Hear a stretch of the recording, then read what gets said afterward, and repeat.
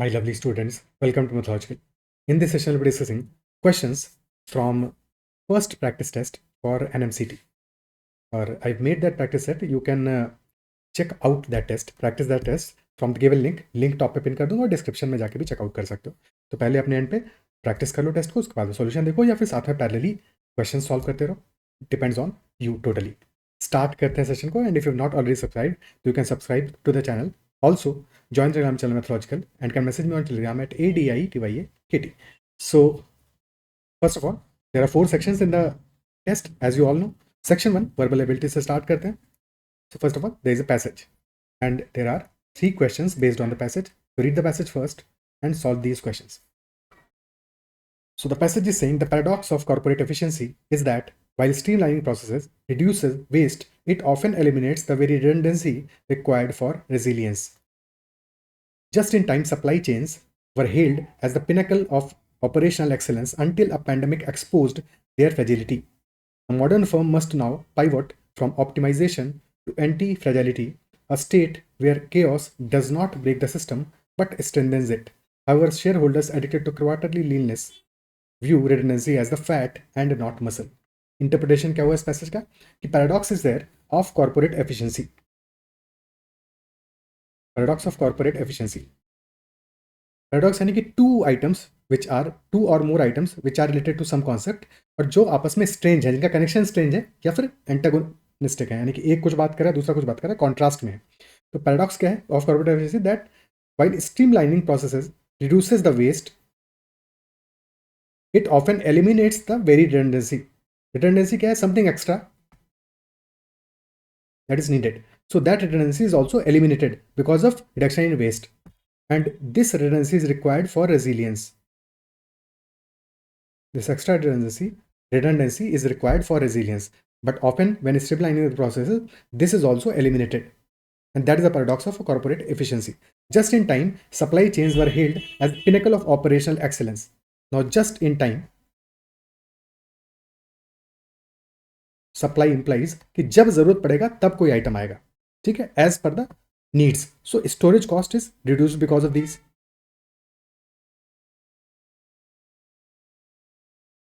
Because inventory ज़्यादा रखना ही नहीं है, just in time supply chain. But problem क्या हुआ कि these were hailed as the pinnacle of operational excellence until a pandemic exposed their fragility. जैसे ही pandemic आया, storage तुम्हारे पास ज़्यादा है नहीं और just in time वाला मामला है, so that failed.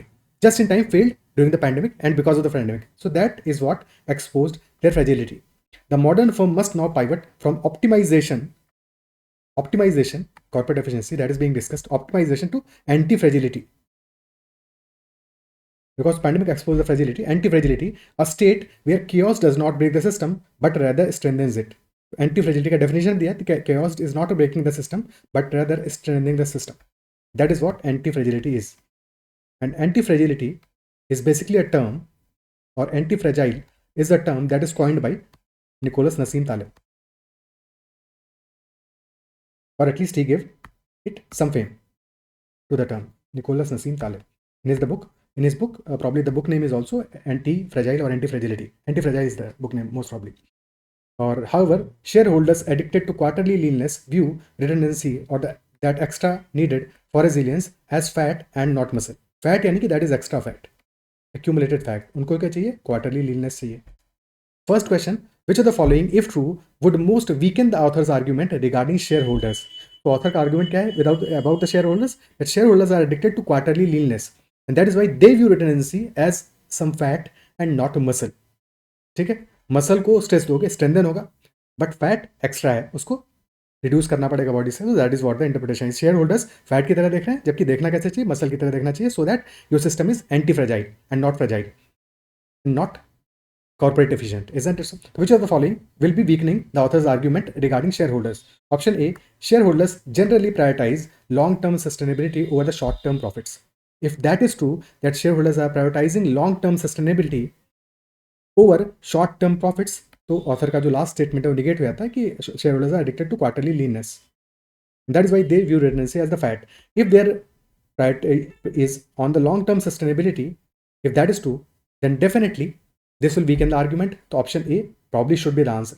होल्ड पे रखते हैं। ऑप्शन बी कह रहा है most modern firms have already abandoned the just in time models. किसके बारे में बात करें? This is talking about the firms and not share holders. जबकि क्वेश्चन हमारा कह रहा है कि शेयर होल्डर्स के बारे में जो आर्गुमेंट है वो वीकेंड करना चाहिए, तो this is not relevant for the question.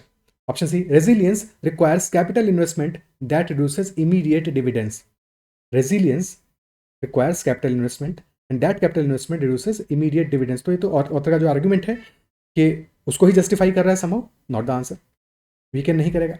Anti fragility is a concept borrowed from biological systems not economics, again irrelevant, क्योंकि हमें शेयर होल्डर्स के बारे में जो आर्गुमेंट गिवन है उसको वीकेंड करना है। Option A is the only one in that direction, तो option A will be the answer.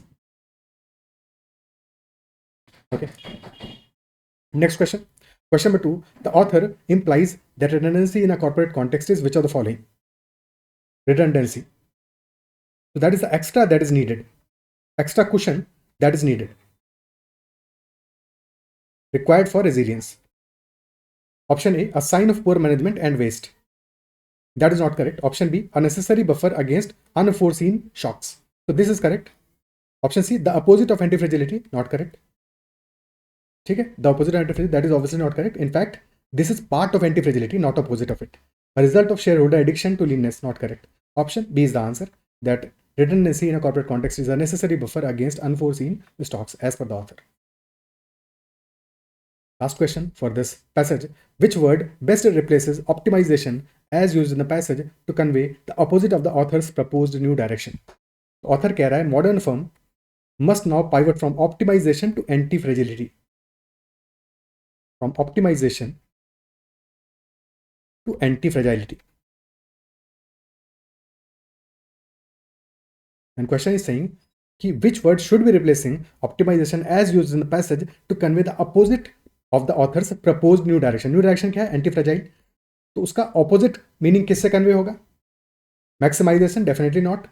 Stagnation definitely not. Fragility and efficiency, these are the options जिन पे सोचना है। बट हमारा पैसेज स्टार्ट ही होता है पैराडॉक्स ऑफ कॉर्पोरेट एफिशिएंसी से, कि corporate efficiency ही तो है जिसको ऑप्टिमाइजेशन से रिप्लेस किया है, कहा है कि this is optimization that is being talked about and this should be replaced with anti fragility. तो best replacement will be efficiency and not fragility. Author fragility के बारे में बात नहीं कर रहा है। This optimization, this over optimization और over efficiency is what is leading to the fragility of the organization. ठीक है, सो एज सच एफिशिएंसी है, over efficiency instead, that is resulting in fragility. So optimization should not be replaced with fragility, that should be replaced with efficiency instead. Okay, clear है? Next question. Now there is a question scenario given है, scenario कह रहा है startup X claim करता है, that is claiming our new AI software predicts stock market crashes with 95% accuracy, and analysts counter is that if that were true, startup X would be using it to trade, not selling it to us for a subscription fee. And question is the analyst counter relies on which of the following assumptions? We need to find out assumption. Claim is our new AI software predicts stock market crashes with 95% accuracy.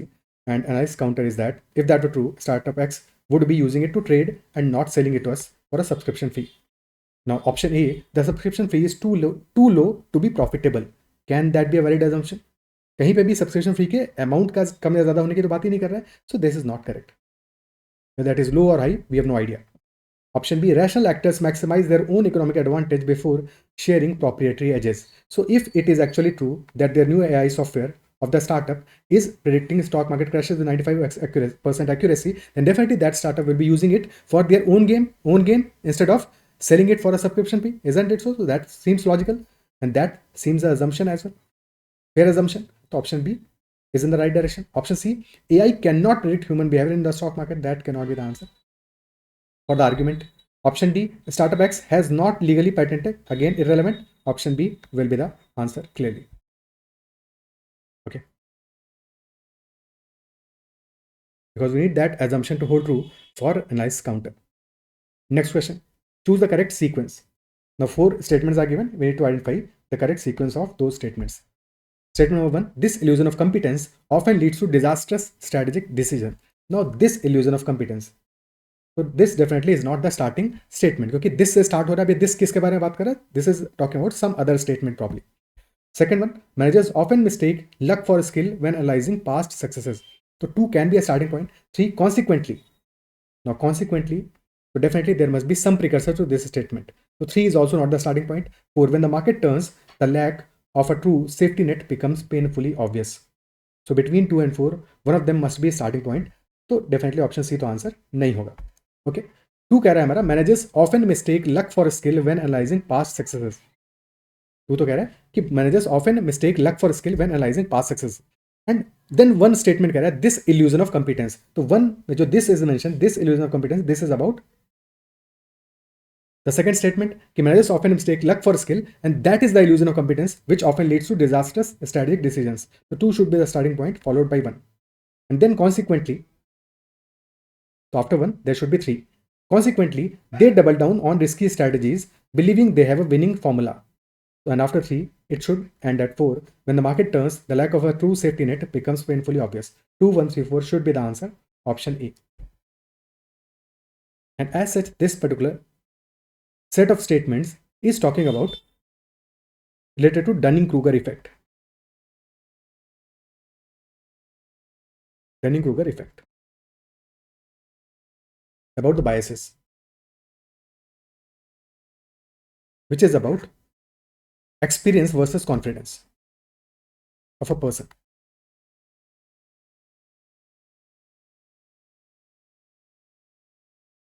So as someone gains experience, थोड़ा सा experience होने के बाद में ही confidence skyrockets. And as someone gains experience after that, that confidence goes down, and with more experience, it increases. So this is what is being described here. The pinnacle at inexperience. Okay, many a times we consider luck as our expertise, and this point is called basically in games beginner's luck.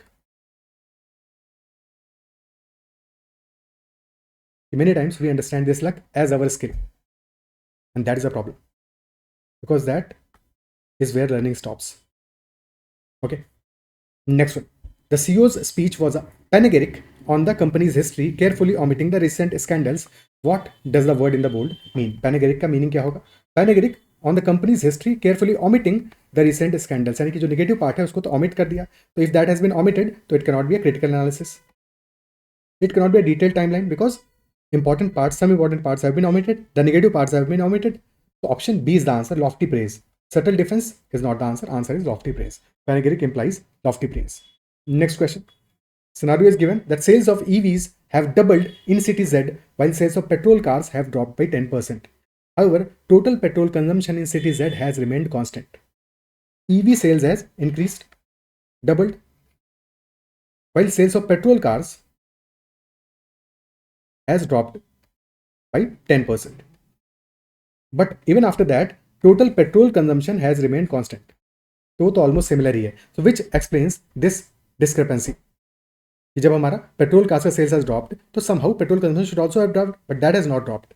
Option A, EV chargers in cities that are powered by diesel generators. Important part here is diesel generators.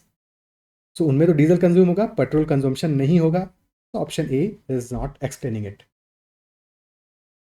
Option B, the average distance driven by the remaining petrol cars has increased significantly. This makes sense because if that has happened, then probably this will increase in consumption, obviously, because average distance traveled has increased. Both correct है. Option C, petrol prices have increased, does not make sense. Are decreased. Price decrease हो गया है इसकी वजह से, petrol consumption increase हुआ है, does not make sense. Distance important है, price से ज़्यादा. Option D, people own both EVs and petrol cars. Again, that does not make sense.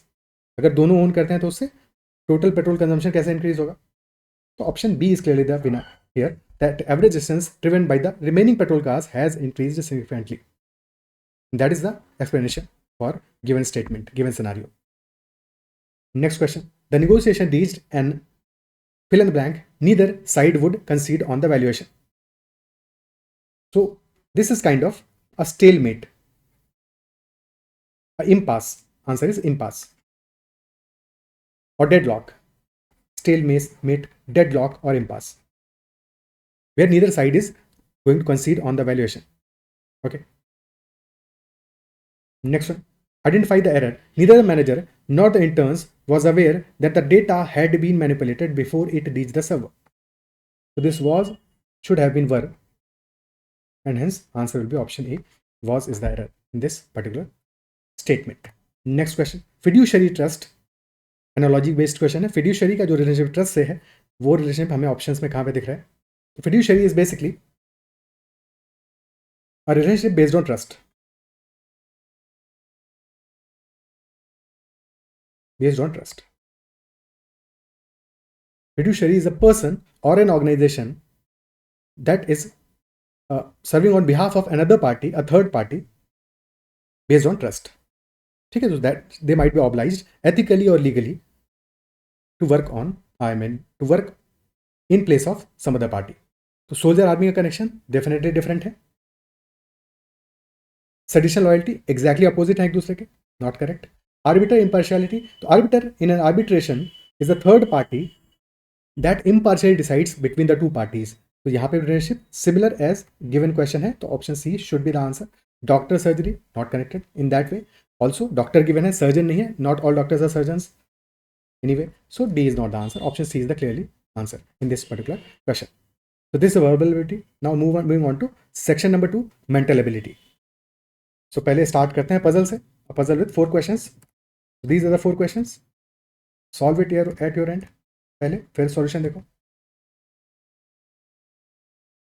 The 4 consultants, Alice, Bob, Charlie and Dave, work in domains finance, HR, technical and marketing, and drive cars, sedan, SUV, hatchback and coupe. Pronunciation जो भी हो इसका, ठीक है। तो हमें statements given है, identify करना है उसके अकॉर्डिंग कि कौन से कंसल्टेंट के कौन से डोमेन में वर्क करता है और कौन सी कार को ड्राइव करता है। ABCD।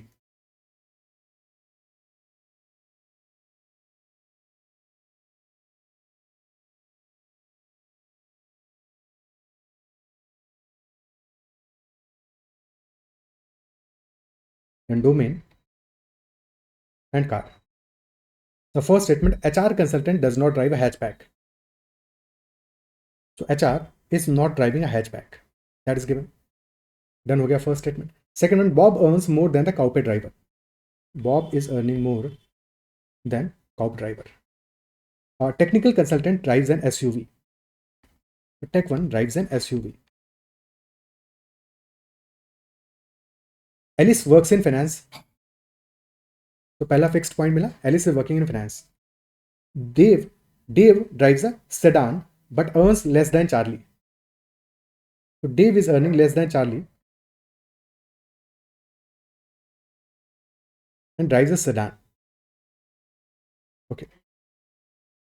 Marketing consultant drives Cowpay. So marketing and Cowpay, tech and SUV.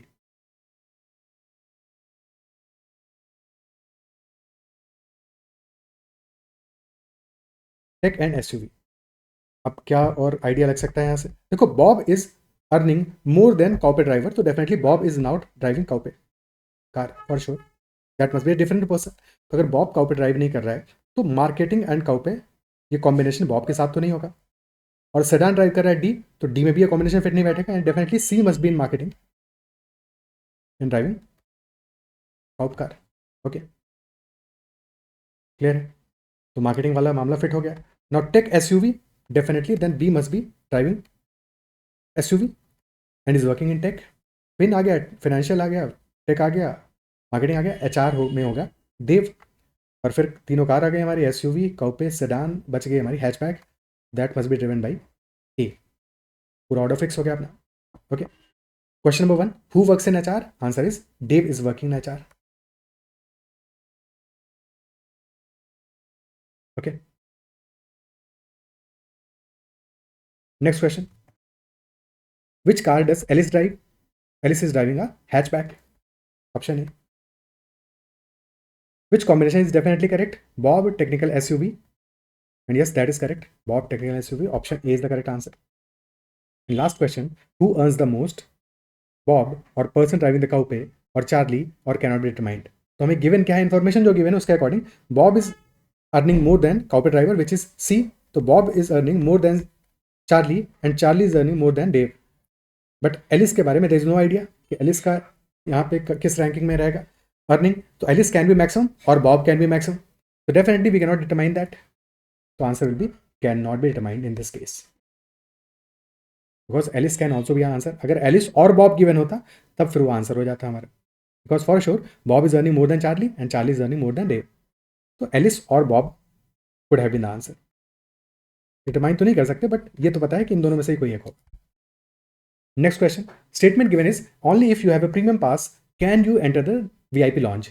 You see John in the VIP lounge, what conclusion can be drawn from the statement above. Only if, यानी कि the must condition is, this must be true, that must condition is you have a premium pass. Only if you have premium pass can you enter the VIP lounge. So if you are in the VIP lounge, that for sure implies that you have the premium pass. So if someone is seen in the VIP lounge, he must be having a premium pass. And John is seen in the VIP lounge, John has a premium pass for sure. Option A will be the answer. Next one, a glitch in the banking app caused 500 customers to be double charged. Now, course of action number 1, the bank should immediately refund the extra amount, recognizing the mistake. Course of action number 2, the bank should fire the IT team responsible. Now, firing is the extreme action, should be avoided. First should be the right course of action, that immediately refund the extra amount. Recognizing that mistake, so only one follows, two does not follow. Next question, if economy is coded as DBNM NLX, how is growth coded? Coding for economy, DBNM NLX.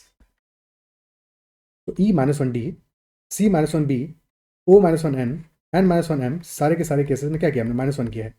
एक letter पीछे चले गए, तो G से पहले आएगा F, H से पहले आएगा G, तो F से स्टार्ट होगा, G पे एंड होगा। ऑप्शन बी आंसर नहीं होगा, सी आंसर नहीं होगा। और फिर ए और डी में क्या है, सेकेंड लेटर में डिफरेंस आ रहा है, तो आर से पहले they will be Q, F and Q से स्टार्ट होगा, option A will be the answer. Easy question. Next one, 4, 9, 25, 49 and 121. So what should be the next number in the series? 4 is 2 square, then 9 3 square, 25 5 square, 49 7 square, 121 11 square. So what should be next? 2 square, 3 square, 5 square, 7 square, 11 square. 2 3 5 7 11, these are consecutive prime numbers.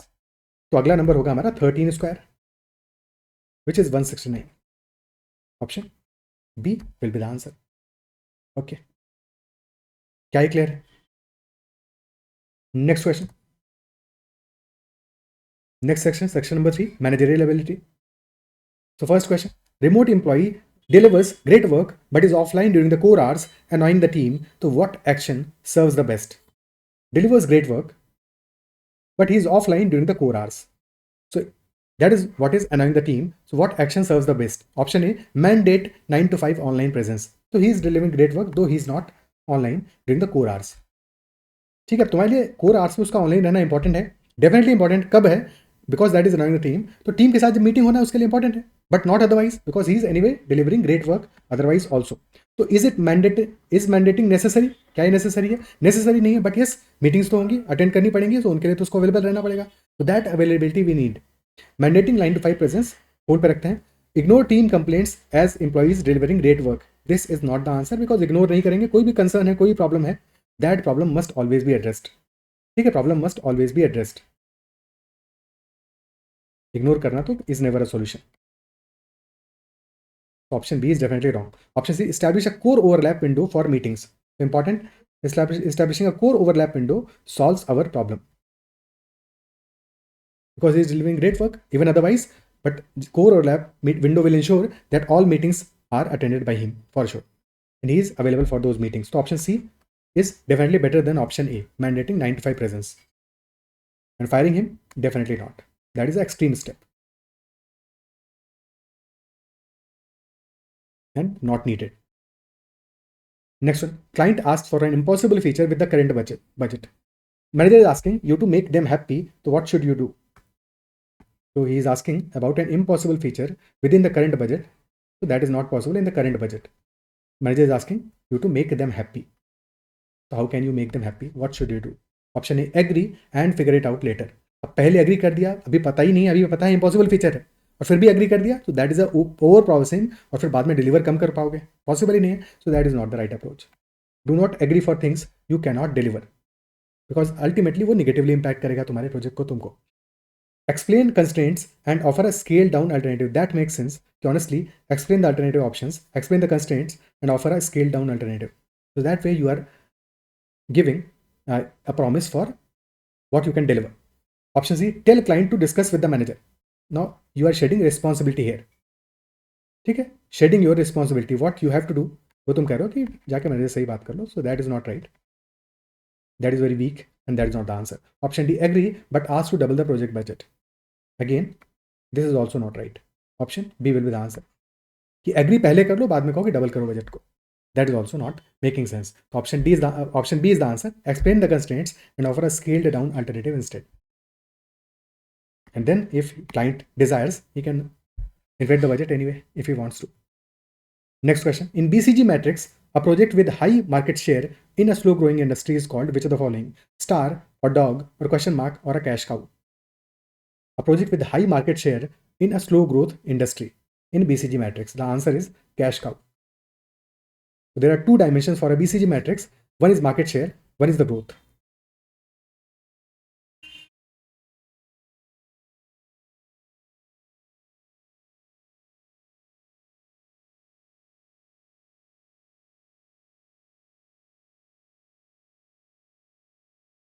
One dimension is market share. Let us say that is an x-axis and low market share and high market share on the right hand side. Similarly, on the y-axis, there is growth. Low growth at the bottom, and as you go upwards on the y-axis, so high growth is there. So the first box, this one, this box here, the bottom box, this box here, in this box, market share is also low, growth is also low, both are low. ठीक है, market share भी low है और growth भी low है. If both are low, then that particular project is known as a dog project. Dog project, यहाँ पे market share भी लो है और ग्रोथ भी लो है. ठीक है, अगर मार्केट शेयर तो लो है but growth is high, so that is a question mark project. Market share is low, growth high है. If both are high, market share is high as well as growth is high, both are high, that is a star project. Star project, both are high. And lastly, if market share is high but growth is low, that is a cash cow. Low growth, slow growing, but high market share. This is a cash cow. And this is called cash cow because cash cow needs to be milked. Ultimately क्या चाहिए, desired क्या है, desirable चीज क्या है, desirable है star, चाहिए star. Star project है जहां पे की ग्रोथ भी आई है, मार्केट शेयर भी आई है. ठीक है, बट क्वेश्चन मार्क पे अगर पहुंच गए, क्वेश्चन मार्क का मतलब ये हुआ मार्केट शेयर लो है बट ग्रोथ हाई है. अगर ग्रोथ हाई है तो अल्टीमेटली क्वेश्चन मार्क को पहुंचाना पड़ेगा स्टार तक. डिजायरेबल है कि स्टार चाहिए हमको, क्वेश्चन मार्क पे पहुंचे, क्वेश्चन मार्क को शिफ्ट करना है स्टार पे. कैश काउ जो तुम्हें वो पैसा देगा बिकॉज मार्केट शेयर ज्यादा है. Even if growth is low, तो मार्केट शेयर ज्यादा है, तो इसको कैश काउ को मिल्क करके यानी कि यहाँ से पैसा निकाल के you can invest that money in the question mark project और द स्टार प्रोजेक्ट. जो डॉग वाले प्रोजेक्ट है, इन प्रोजेक्ट में तो मिनिमल इन्वेस्टमेंट रखना है बिकॉज यहाँ पे ग्रोथ भी लो है, मार्केट शेयर भी लो है. ठीक है, बट कैश काउ से पैसा निकालना है और वो पैसा री इन्वेस्ट करना है in the question mark project और star project. Is that clear? Okay.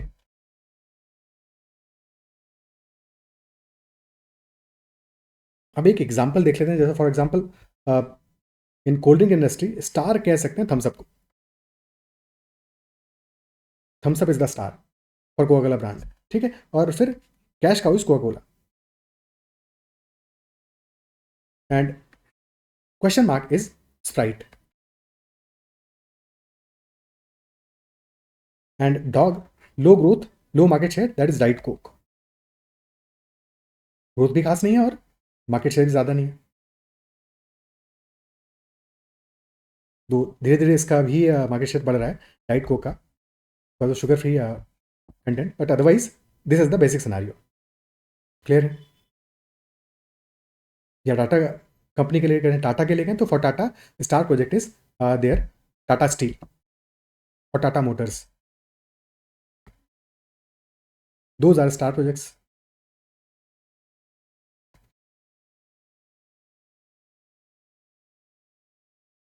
Tata Motors. Cash cow are Tata tea. Growth ज़्यादा नहीं है बट कंसिस्टेंट कैश फ्लो है, मार्केट शेयर अच्छा है. Tata tea is cash cow. Okay, आगे बढ़ते हैं नेक्स्ट क्वेश्चन पे.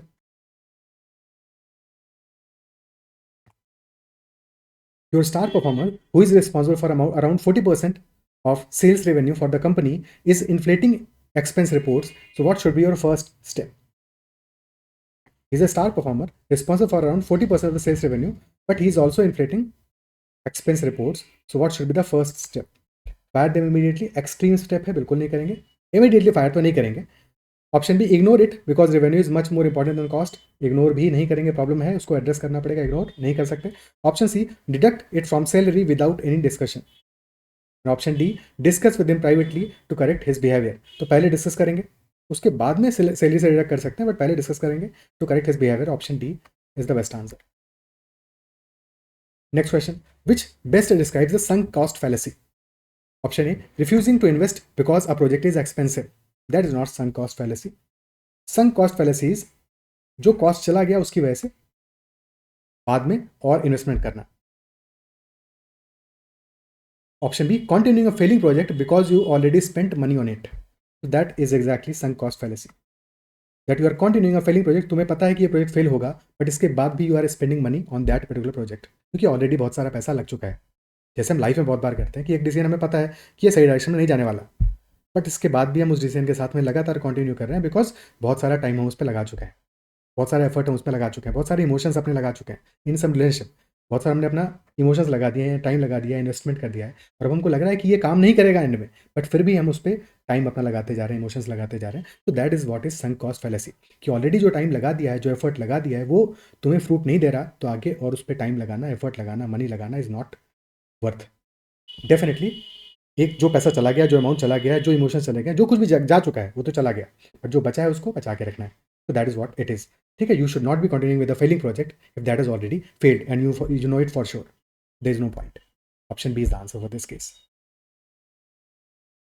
Next question, you launch a new product slightly cheaper than your premium product. Sales of the premium product drop as the customers switch to the cheaper one. So what is this called? Market penetration, brand dilution, cannibalism or loss leader strategy. तो एक नया project launch किया company ने, and due to that new product which is slightly cheaper than the premium product, sales of the premium product drop as customers switch to the cheaper one. अब same company का product है, किसी और company का product नहीं है. So initial product was pricey, premium product was pricey, this is cheaper, and this new cheaper product is eating away the sales of the initial product, the premium product. So if for the same company a cheaper product is eating away sales of the premium product, that is called cannibalism. Option C is the answer. Cannibalism, कि same company का cheaper product अपनी ही company के premium product का sales खा रहा है. So that is what is cannibalism.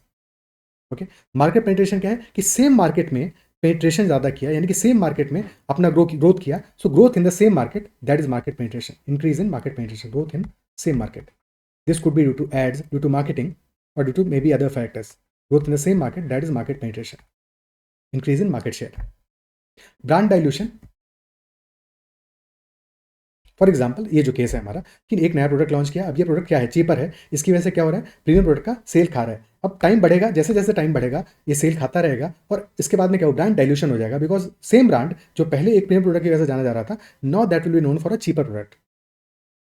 ठीक है, so that is what is brand dilution. Ultimately हो जाएगा because of this. At the present this is cannibalism, but ultimately this could lead to brand dilution.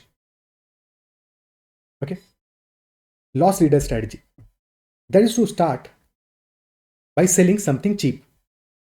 तुमको पता है वो pricey है, तुमको पता है कि तुम्हें उससे प्रॉफिट नहीं मिलेगा, बट लॉस के साथ में स्टार्ट किया to penetrate the market, to increase your market share. That is what is loss leader strategy. For example Jio, when Jio started, they started with a loss leader strategy and market disruption. कि सस्ते में अपनी services दो so that market penetration हो, market share बढ़े, और उसके बाद में अल्टीमेटली अपस्केल कर दो, अपसेल करो. ठीक है, start with loss,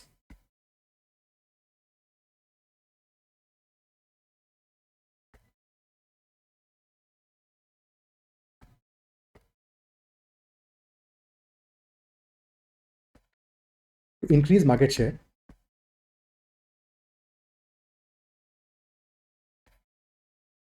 and finally बाद में अपसेल करो. एक बार मार्केट शेयर बढ़ गया फिर अपसेल करो. That is what is loss leader strategy. Loss करके लीडर बन जाओ और फिर बाद में राज करो. ओके, तो this is the third section. अब बढ़ते हैं फोर्थ सेक्शन पे, न्यू सेक्शन पे, क्वांटिटेटिव एबिलिटी वाले section. First question, a bag contains 4 red balls, 5 blue balls and 3 green balls. 2 balls are drawn randomly from the bag. So find the probability that none is red. None of the balls is red. What will be the probability? So if none of the balls is red, out of the 2 balls that are drawn randomly, so हमारे पास दोनों ही balls non red होंगी, यानी कि हमें ball जो choose करनी है, those 2 balls should be from blue and green balls. ठीक है, 4 are red balls, 5 blue and 3 green. Total cases क्या बनेंगे? Total balls are 12. So total cases will be 12C2. And probability for an event is number of favorable cases divided by number of total cases. Total cases हैं 12C2. और काम के cases क्या होंगे कि when two balls are selected out of non red balls, यानी कि out of blue or green balls, तो 8C2 by 12C2.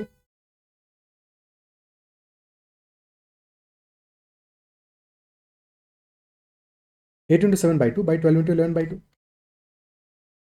So this will be 14 by 33. Option A will be the answer. 14 by 33 will be the answer. Okay. आगे बढ़ते हैं next question पे। Fresh grapes contain 90% water by weight, while dried grapes, raisins, contain 20% water by weight. So how many kilograms of raisins can be produced from 20 kilograms of fresh grapes? 90% wait है fresh grapes का और 20% wait है water weight है dry grapes का। तो क्या चीज़ है जो कंसिस्टेंट है? क्योंकि वाटर तो डिक्रीज हो रहा है, फ्रेश से ड्राई में वाटर तो डिक्रीज हो रहा है, क्या चीज़ कंसिस्टेंट है? Pulp is constant, pulp is not changing, that is constant. तो टोटल 100% में से सब्ट्रैक्ट वाटर, रिमेनिंग बचेगा हमारा, दैट इज पल्प। तो 10% weight of fresh grapes is pulp, 10% of fresh grapes, and for dry grapes that is 80%. 80% of dry grapes, and these two should be equal. Fresh grapes are 20 kg, so 10% of 20 kg that will be pulp, and that should be equal to 80% of, अगर W weight assume कर लें dry grapes का, तो 80% of W, यानी कि 20 will be equal to 8W, W will be equal to 20 by 8, which will be 2.5 kg. Option B will be the answer. Okay.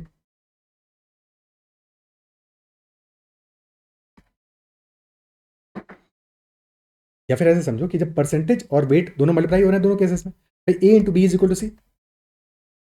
सी क्या है यहाँ पे? सी एक तरह से पल्प है, और पहले वाले केस में ए परसेंटेज हमारा that is 10%, 10% of fresh grape weight that is equal to 80% of dry grape weights. तो हमारा जो परसेंटेज का रेशियो है वो क्या है?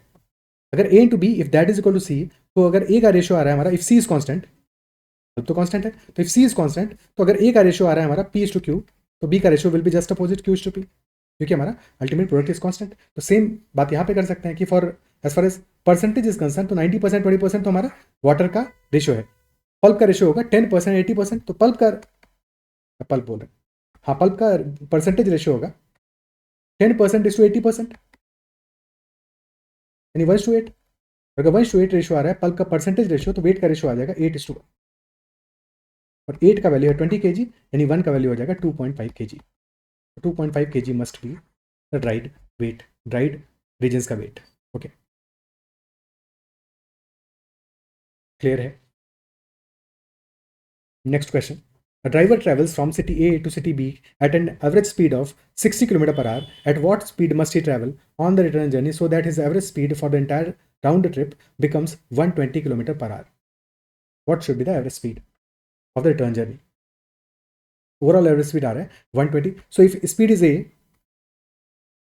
for onward journey and B for the return journey, तो average speed will be equal to 2AB, harmonic mean of these two values, 2AB upon A plus B.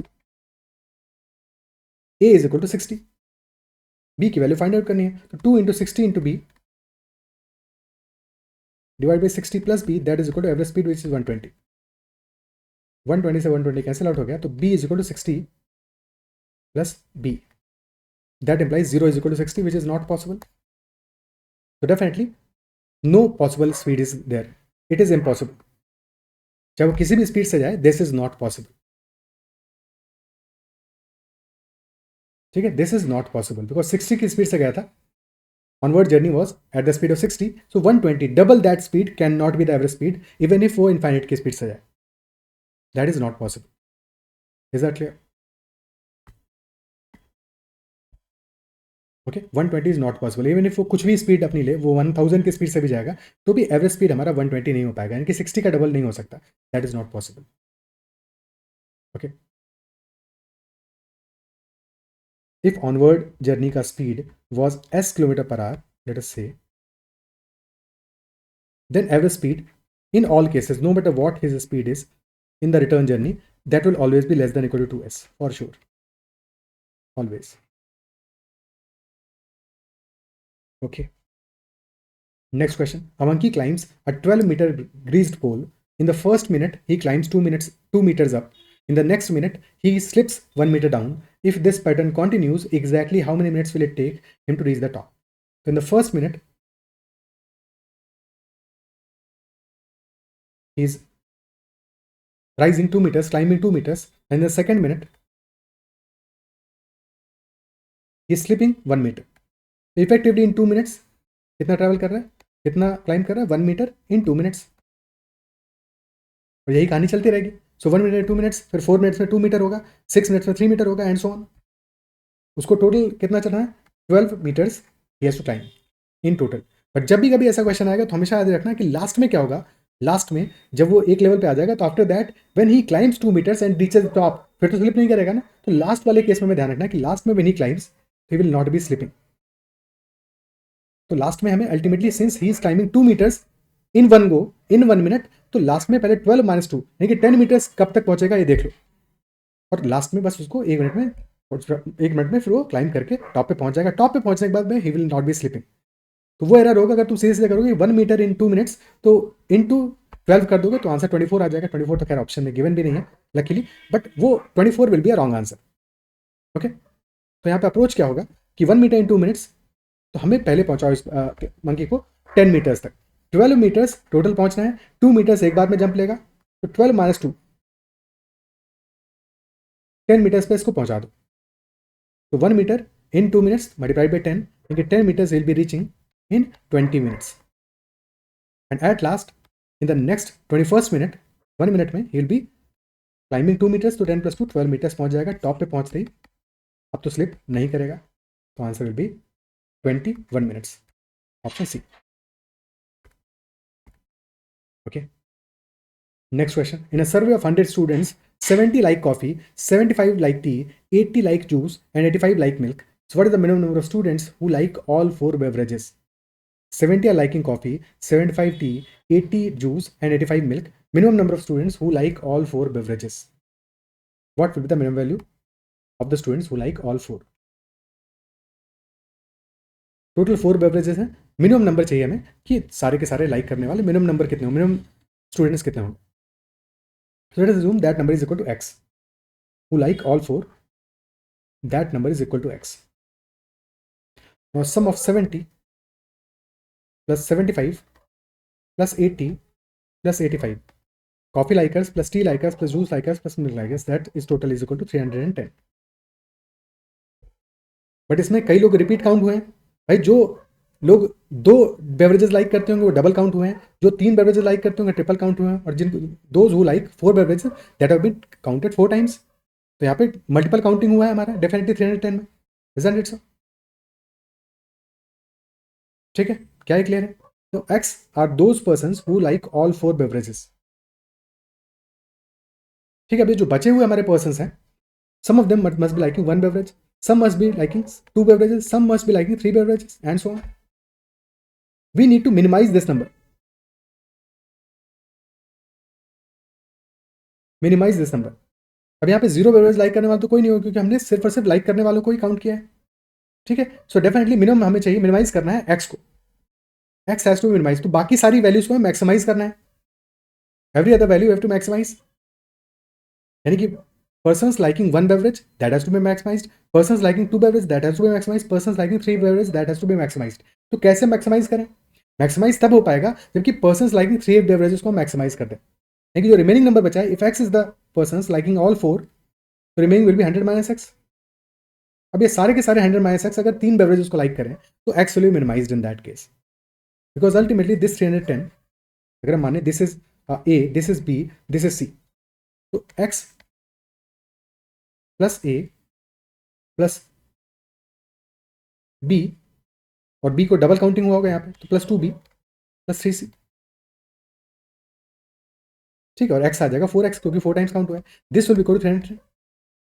ये इक्वेशन बनेगा हमारा। Now if you need to minimise this 4x, if this has to be minimised, तब इस value को maximise करना पड़ेगा। ये कब मैक्सिमाइज होगा? क्योंकि ये तो हमें पता है कि x plus A plus B plus C, this is 100, this is 100। तो अगर हमें इसको मैक्सिमाइज करना है, if you need to maximise A plus 2b plus 3c, तो if you consider A as 0, b as 0, तब डेफिनेटली x प्लस सी हमारा, क्योंकि ए भी तो 0 हो गया, x प्लस सी 100 रहेगा, कॉन्स्टेंट है, और c के साथ में कोफिशिएंट इज 3 मल्टीप्लाइड बाई 3, तो this will B maximised. 3c हमारा मैक्सिमाइज होगा, तो डेफिनेटली जब हम ए और बी को 0 कर देंगे तो हमें केसेस मैक्सिमम मिलेंगे, और x हमारा उस केस में मिनिमाइज होगा। क्या ये बात समझ पा रहे हो? क्या ये बात क्लियर है? या फिर ऐसे समझ लो कि हम ए और बी को के साथ में भी कोफिशिएंट 3 लगा दें, कि हमने मान लिया कि either students drink all 4 beverages या they drink 3 beverages for sure, everyone is drinking 3 beverages. तो यहां से हमने इस वैल्यू को 100 माइनस एक्स को मैक्सिमाइज कर दिया, तो एक्स तो मिनिमाइज हो जाएगा, तो X are drinking all 4 and then remaining are drinking 3 beverages, तो 3 into 100 minus X. Now this sum total, क्योंकि हमने बाकी वैल्यूज को भी मैक्सिमाइज कर दिया, इन्फ्लेट कर दिया, क्योंकि एक्चुअल में नंबर है ए और 2b, तो definitely this will be greater than equal to 310। क्या ये क्वेश्चन समझ पा रहे हो? क्योंकि एक्चुअल नंबर हमारा जो 100 माइनस एक्स है, this is A plus B plus C, a plus b plus c, this is equal to 100 minus x. So 3 times of 100 minus x, this is equal to 3a plus 3b plus 3c. So this will definitely be greater than a plus 2b plus 3c. सिर्फ और सिर्फ उस case में equal होगा जबकि a and b are 0. तो this is greater than equal to 3a plus 3b plus 3c, that is greater equal to a plus 2b plus 3c. अब both sides में 4x ऐड कर दोगे तो right hand side हमारा 310 हो जाएगा, left hand side होगा 4x plus 3 times 100 minus x, that is greater equal to 310. अब एक ही नोन रह गया यहाँ पे, सिंप्लीफाई कर लो, 4x minus 3x is equal to x, तो x plus 300 greater than equal to 310, x will be greater than equal to 10. So x का minimum value will be equal to 10, in that case option B will be the answer. क्या ये logic समझ पा रहे हो?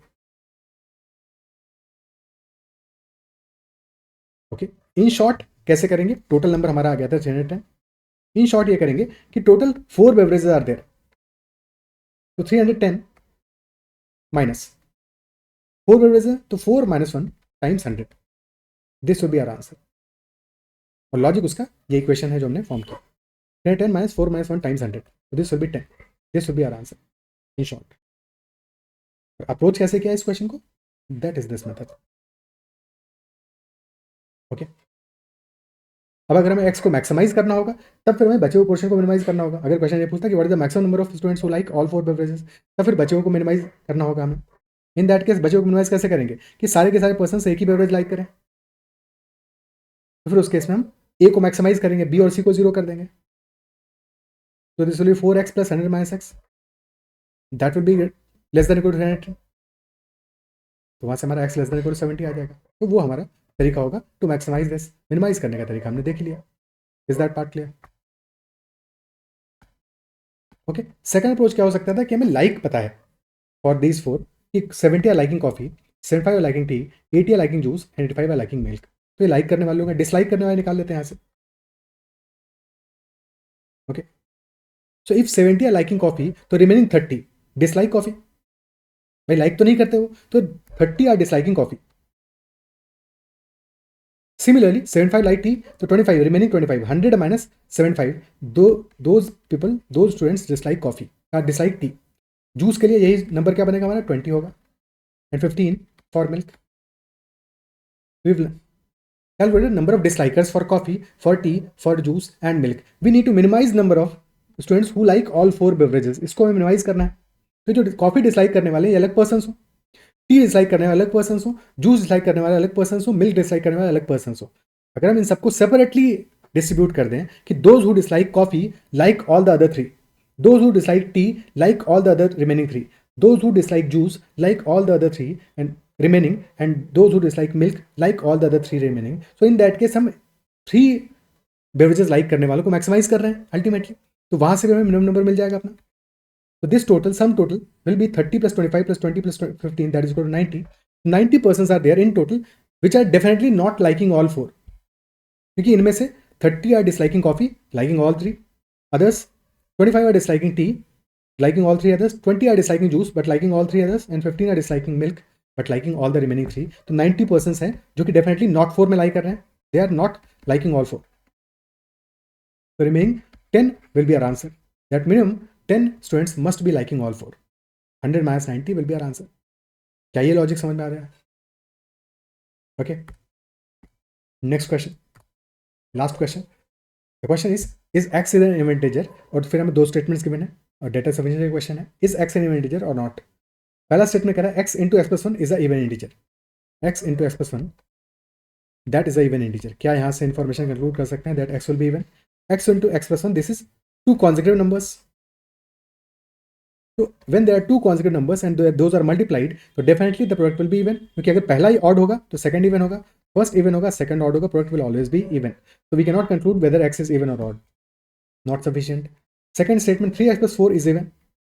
If 3x plus 4 is a even integer, now 4 is even, subtract कर दो, तो even minus even is even, 3x will also be even.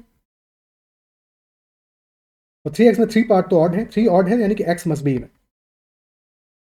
So x must be even. So second statement in itself is sufficient. Answer will be statement 2 alone is sufficient to answer this question. Option B will be the answer. Is that clear? Okay.